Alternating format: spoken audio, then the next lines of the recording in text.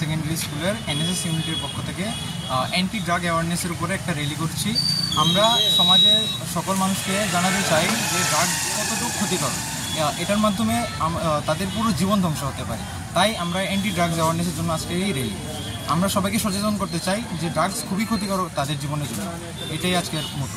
র্যালিটা কোন কোন দিকে পরিক্রমা করবে? র্যালিটা আমাদের স্কুল থেকে বের হয়ে কোহিনুর কমপ্লেক্সের সামনে দিয়ে গিয়ে নিপেন চক্রবর্তীর সামনে গিয়ে এসে আবার আমাদের স্কুলে শেষ হবে। এনএসএস ক্যাম্প আজকে কয়দিন চলছে? আজকে আমাদের 7ম দিন। আজকে আমাদের ক্লোজিং সেরেমনি হবে। ধন্যবাদ।